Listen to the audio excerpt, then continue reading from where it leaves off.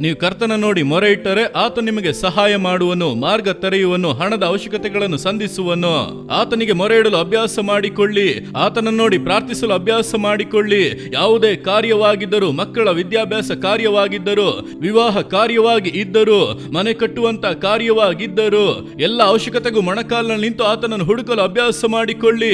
ಕುಟುಂಬವಾಗಿ ಉಪವಾಸ ಮಾಡಿ ಪ್ರಾರ್ಥಿಸಲು ಅಭ್ಯಾಸ ಮಾಡಿಕೊಳ್ಳಿ. ಇನ್ನು ಎಷ್ಟು ದಿನಗಳು ಸಾಲ ಮಾಡಿ ಮಾಡಿ ಮಾಡಿ ನಿಮ್ಮ ಜೀವಿತ ನಷ್ಟಪಡಿಸಿಕೊಳ್ಳುತ್ತೀರಿ? ಉಪವಾಸ ಮಾಡಿ ಪ್ರಾರ್ಥಿಸಲು ಅಭ್ಯಾಸ ಮಾಡಿಕೊಳ್ಳಿ, ದೇವರು ಅದ್ಭುತ ಮಾಡುವರು. ಆದ್ದರಿಂದ ಇಂದಿನಿಂದ ಒಂದು ತೀರ್ಮಾನ, ಇನ್ನು ಏನೇ ಬೇಕಿದ್ದರೂ ಉಪವಾಸ ಮಾಡಿ ನಾವು ಪ್ರಾರ್ಥಿಸುವೆವು ಎಂದು. ಸಾಲ ಒಬ್ಬ ವ್ಯಕ್ತಿಯನ್ನು ದಾಸನನ್ನಾಗಿ ಮಾಡುತ್ತದೆ.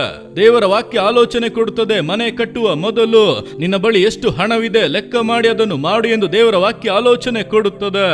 ನಾನು ನಂಬುತ್ತೇನೆಂದು ಹೇಳಿ ಇಷ್ಟ ಬಂದಂತೆ ಖರ್ಚು ಮಾಡಿ ಸಾಲ ಸಮಸ್ಯೆಯೊಳಗೆ ಆಗಬಾರದೆಂದು ಸತ್ಯವೇದವು ಆಲೋಚನೆ ಕೊಡುತ್ತದೆ.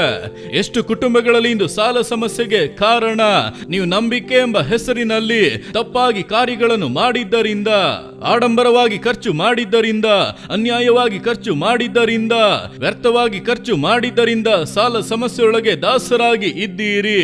ಮೊದಲು ಅದನ್ನು ಅರಿಯಬೇಕು. ದೇವರೇ, ನನ್ನನ್ನು ಕ್ಷಮಿಸಿ, ತಪ್ಪು ಮಾಡಿದೆ, ಇನ್ನು ಮುಂದೆ ನಾನು ಹೀಗೆ ಮಾಡುವುದಿಲ್ಲ. ನಿಮ್ಮನ್ನು ಒಪ್ಪಿಸಿಕೊಟ್ಟರೆ ಸಾಲ ಸಮಸ್ಯೆಯಿಂದ ದೇವರು ಬಿಡುಗಡೆ ಕೊಡುವರು.